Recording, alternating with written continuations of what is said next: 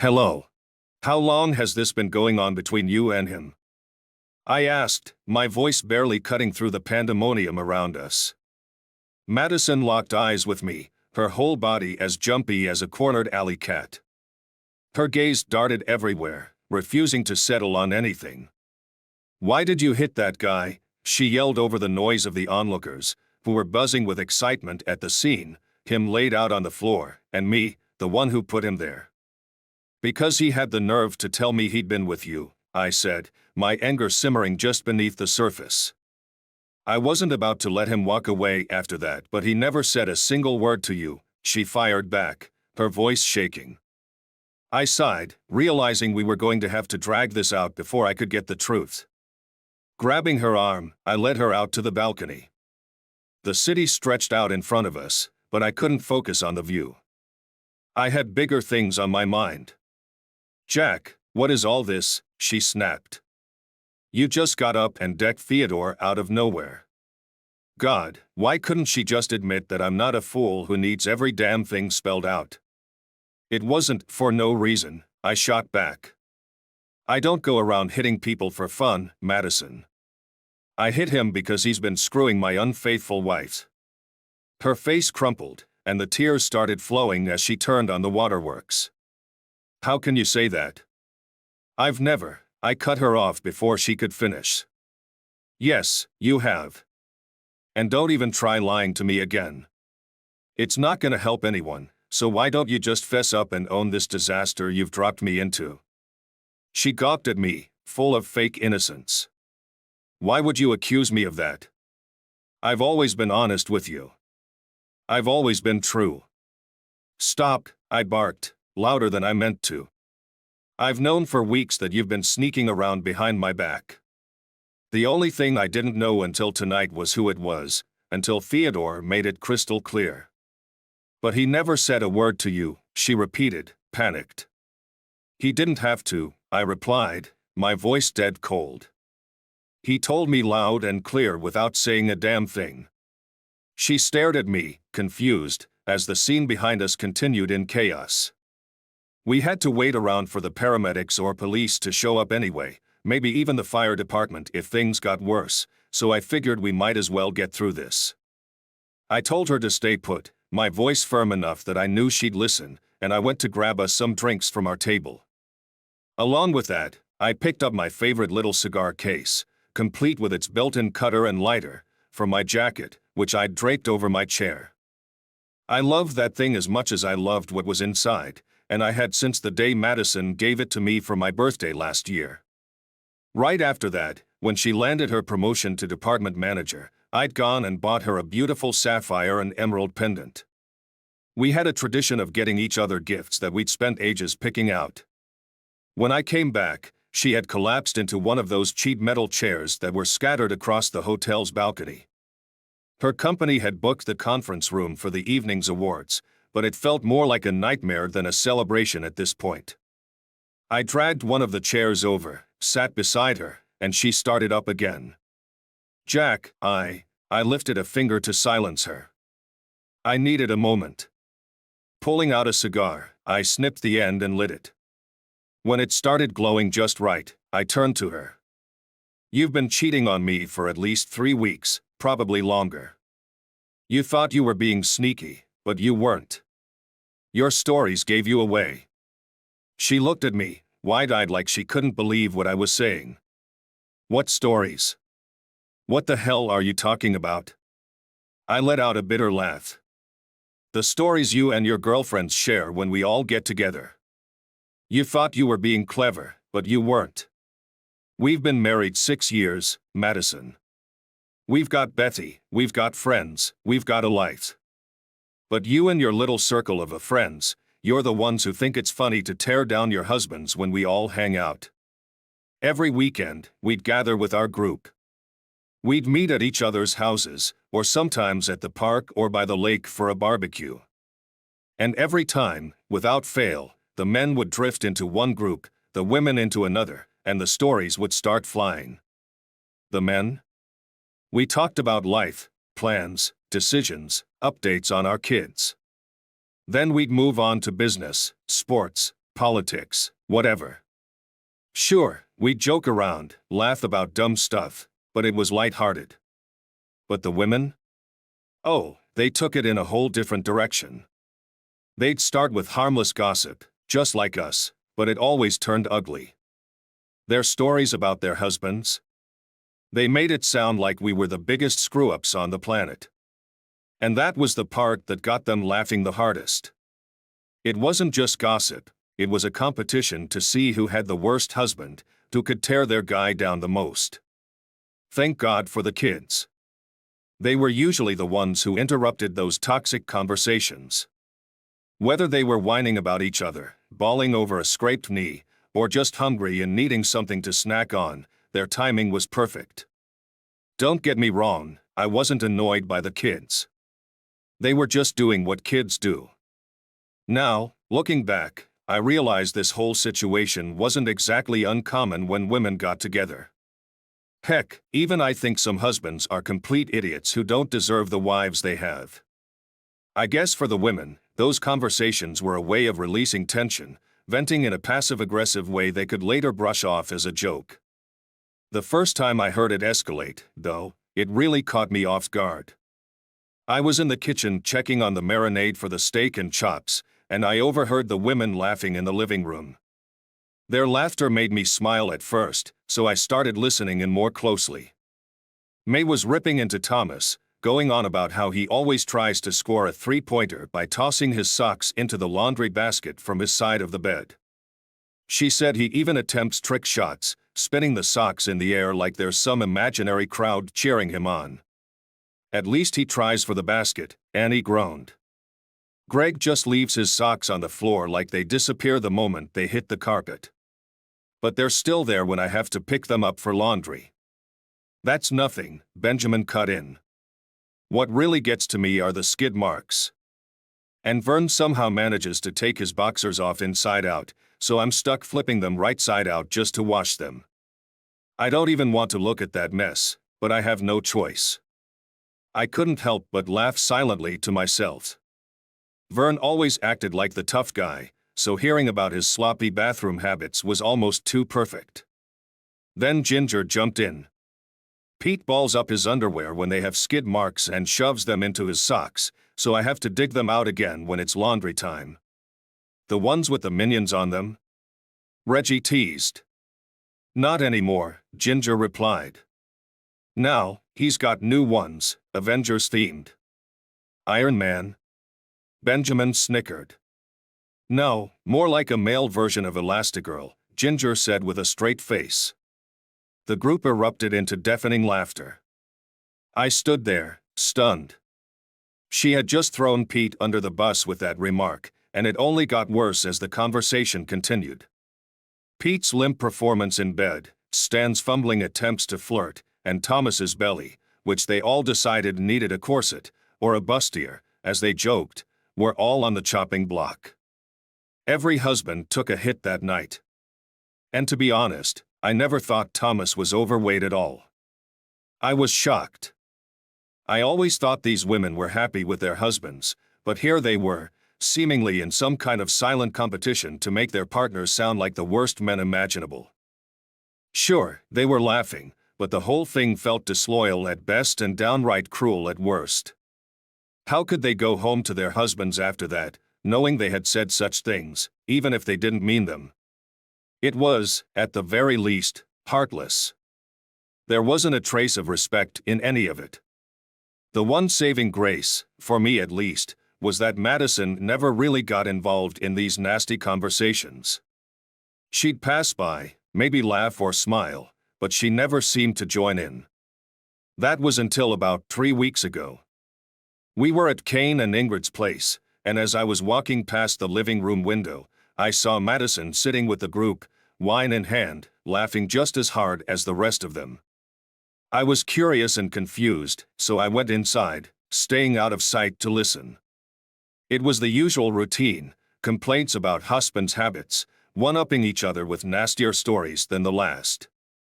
Then, to my shock, I heard Madison chime in. "Oh God, I know what you mean," she said.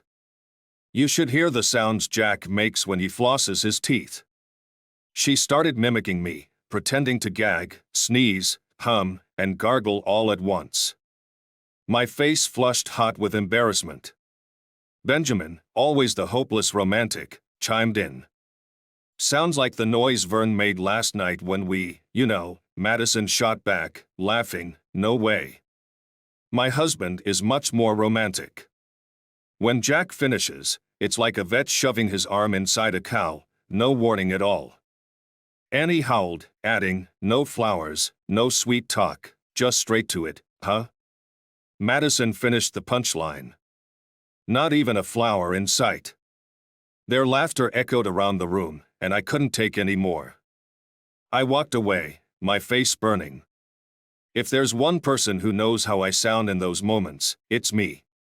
And there wasn't an ounce of truth in what she had just said. I don't yell or make ridiculous noises. When I finish, it's more like a long, drawn-out sigh, like the kind you make when a doctor examines a sore knee and you're bracing for the pain. I didn't want to blow up and cause a scene in front of everyone, so I kept my cool for the rest of the day. We went home after the sun and wine, put Bethy to bed, and then hit the sack ourselves, straight to sleep. But that damn sound kept echoing in my head. I couldn't shake it. The next day was Monday, and I decided I needed to talk to someone, so I called Henning Martin from HR and invited him to lunch, on my company tab. Henning was German, and unfortunately, he lived up to the stereotype of having no sense of humor. Still, he was smart and had studied psychology before getting into personnel management, so I figured he might help me sort things out.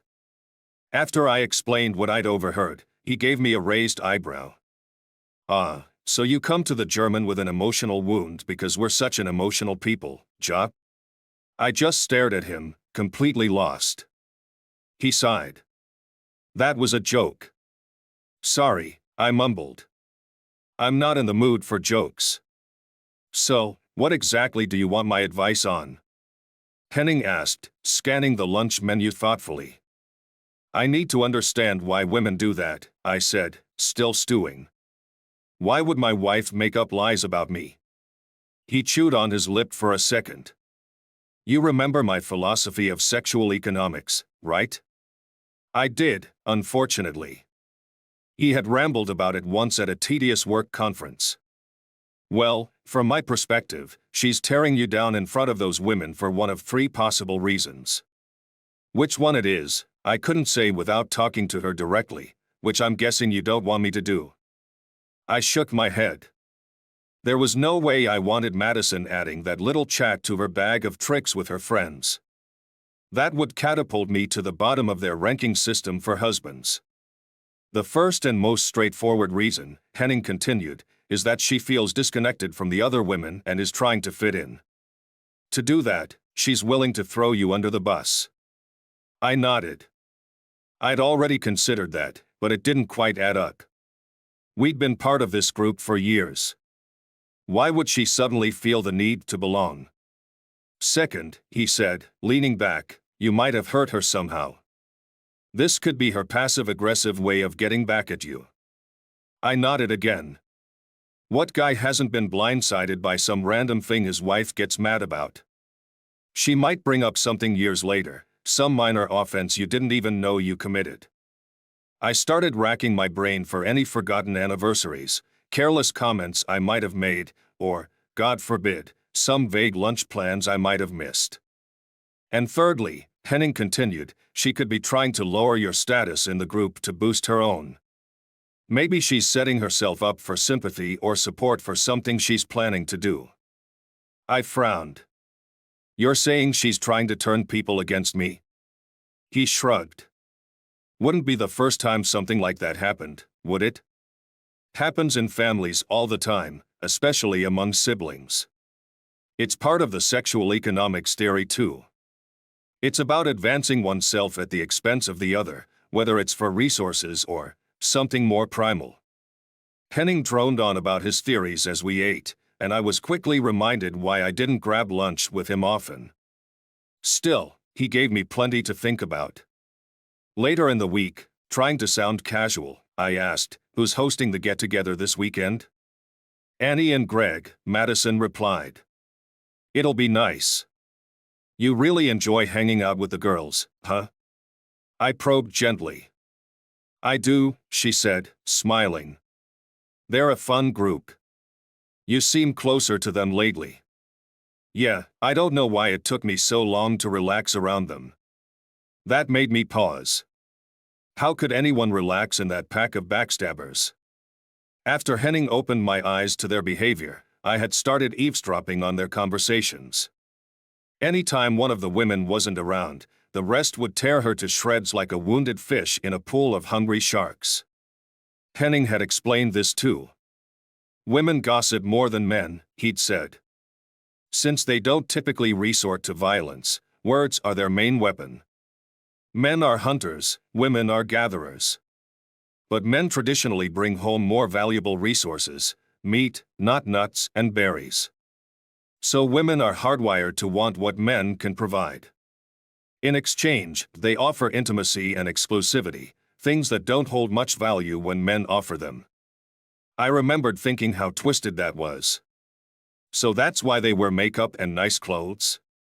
To compete with other women for men's attention? Exactly, he'd said.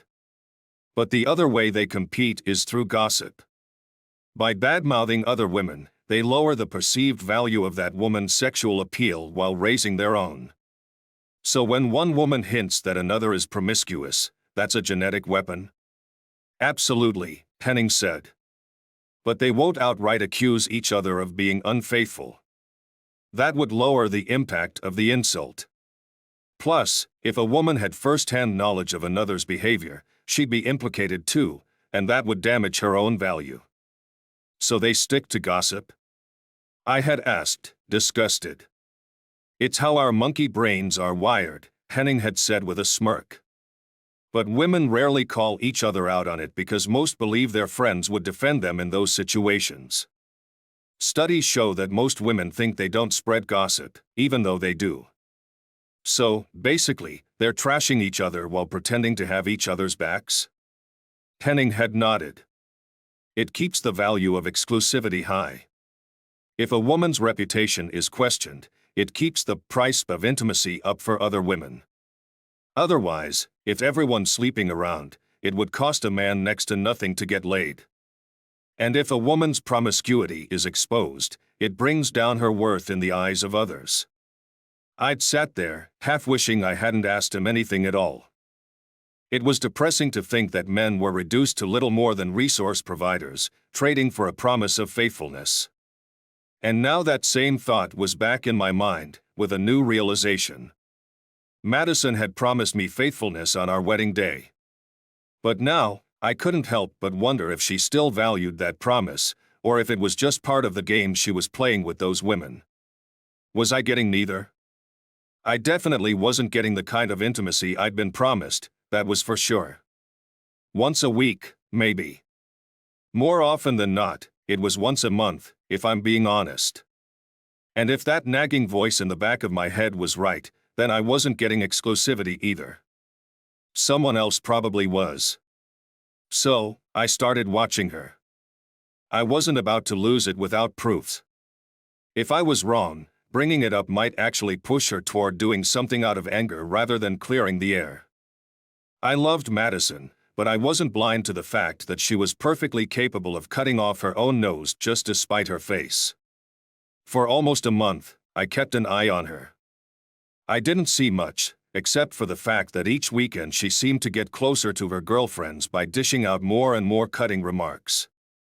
And then came the awards night. I scanned the room full of her coworkers, wondering if there was some kind of hidden sexual tension bubbling under the surface. It made sense. If something was going on, work was the place to look. She was there from 8 in the morning until 6 at night.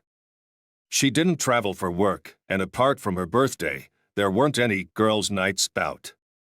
On her birthday, she and her friends would catch a show, have a nice dinner, and stay the night somewhere, sharing rooms. But after combing through her Facebook and checking the timestamps on her phone's photos, it was pretty clear no lover was rushing in and out in 10 minutes flat.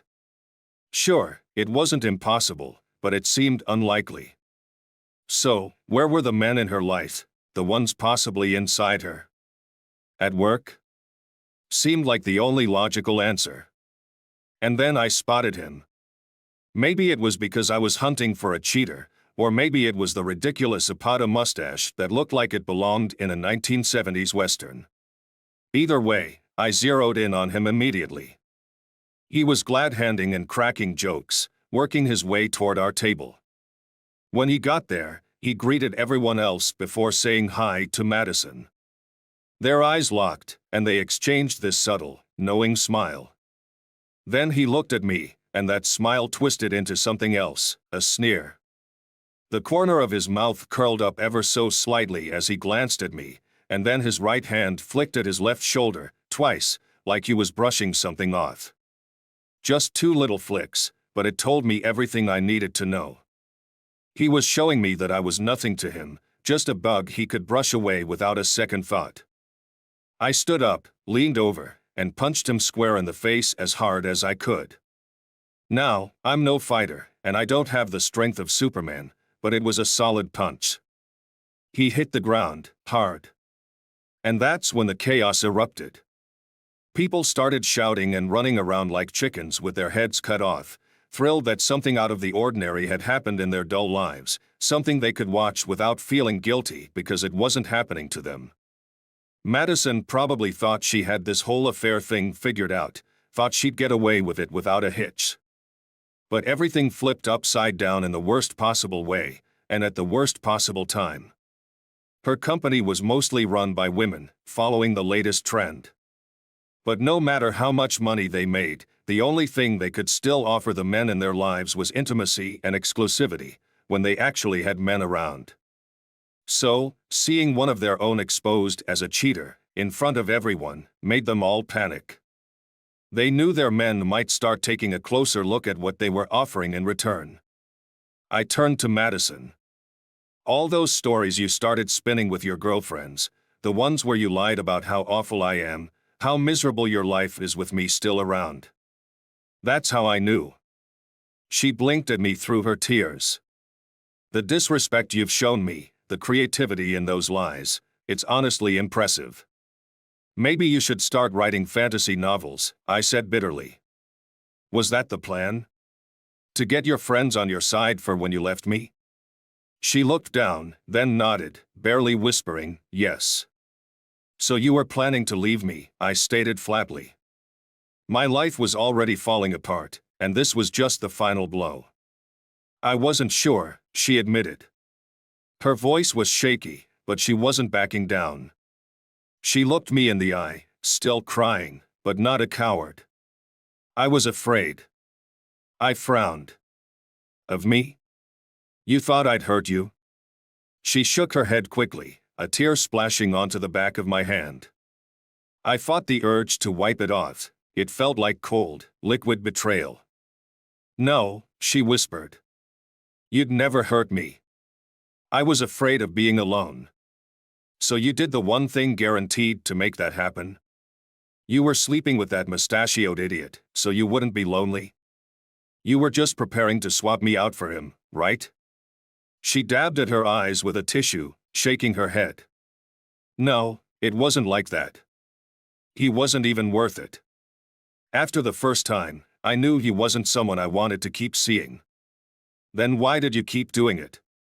I demanded, my voice rising. Why cheat at all? It took me a long time to even get to that first time, she explained, her voice barely audible. Afterward, I felt tainted. I'd already crossed that line. I'd become what I hated, a cheater, a slut. So after that, it didn't matter anymore. I kept doing it, even though I didn't like him. I just wanted out. Out of being married. I was just so damn tired of having to factor 3 people into every decision I made. I couldn't do anything spontaneous anymore. Everything had to be planned, and I was always last on the list. Well, you managed to spontaneously end our marriage, I said, keeping my face as unreadable as I could. Who was this woman sitting across from me, and where had the gentle, loving girl I married gone? Yay for me, she replied sadly, voice dripping with sarcasm. You know, I continued, you could have just told me, Jack, you're a terrible husband, and I don't want to be married to you anymore. I've been to a lawyer, and in 6 months, I'll be free to screw Mexican mustache guy whenever I want. That would have been honest. You didn't have to cheat. I told you I was afraid, she said quietly. I wanted out, but I was scared of being alone. Well, congratulations, Madison. You don't want me, and you don't want him, so now you're signed up for the ultimate therapy, being alone. You can face your fears head on. Sure, it'll be expensive, but maybe it'll be worth it. You make more than I do anyway, and we both know I'll be a better parent to Bethy. So, those spousal support and child payments? They won't be cheap, but at least you'll get what you want. She pressed her lips together, nodding, and just like that, our marriage ended. But there was still this voice in my head demanding more answers, more details. Who was he? Why did she do it? When and how many times? Hell, was his Johnson really that much bigger than mine? In the end, though, it didn't matter. She cheated. That's all I needed to know. There should have been more consequences for her, something that felt like justice. I have one demand, I said, an idea suddenly forming. You're going to go to our friends and tell them that everything you said about me was bullshit. You lied to make yourself look like some kind of martyr when you moved out, and you need to admit that. I can do that, she sighed, resigned. The sheer amount of disrespect you've shown me, it's unbelievable. You're right, she admitted. I'm sorry. I felt trapped by a mess I'd created, and I couldn't see any way out. You made it all up, didn't you? She nodded. Yeah, I did. You didn't deserve that. You were a good husband, just not the right one for me. I sighed, feeling like I was in a car racing downhill with no brakes and the steering wheel had come off in my hands. Everything was happening so fast, and I had no control. I'd walked into that party married, and now I was walking out single, with a little girl to raise on my own. Not exactly something you read about in any how-to manual. You know those women are going to tear you apart for years to come, I said. I know, she whispered. And I deserve it. You were right, I should have divorced you first. Do you have any idea where you're going to go? I asked. I was planning to figure something out soon, she said, glancing back at the chaos still happening inside. She was going to have some very tough questions to answer with her bosses, that much was clear. I wasn't sure if she'd still have a job after all this. It probably depended on what role Mr. Mustache played in the company. Jesus, Madison, I muttered. How did you let things get this bad? What happened to the girl I married? She was smart, knew exactly what she wanted. She was beautiful, kind, loyal, and she loved me. Where did she go? She took a moment to think. I guess she became a manager and threw all that other stuff away, she finally said, her voice small. I looked at her, feeling a mix of sorrow and finality. Madison, I loved you. I really did. But I can't be around you anymore. I'm going to wait outside for the police. If they take me in, I expect you to bail me out in the morning. You owe me that much. Okay, Jack, she whispered. She did bail me out. That was the last time I saw her as my wife. When I saw her again, the divorce was finalized, and she was no longer my problem. She'd become someone else's burden. I'd had a wife, a woman I loved with everything I had, someone I'd promised to spend my life with, to grow old with. But she realized she didn't love me anymore. And instead of being honest, she cheated her way out of facing me, right up until the bitter end. That's how I saw it. She did the crime, and I was the one left paying for it. I faced the loneliness, the heartbreak, and the slow process of healing. Finding someone new would be harder now, especially since I'd never trust another woman again, not after what Madison had done. And with a demanding 3-year-old girl who needed me more than ever, I had my hands full. Madison had hurt me deeply, but I wasn't down for the count. I thought about Henning and his theories on sexual economics, wondering if being known as a cheater would lower Madison's value in the dating pool. After all, any guy who knew what she'd done would have to question her offer of intimacy and exclusivity. And trust me, they would know. I'd make sure of it. Bye-bye.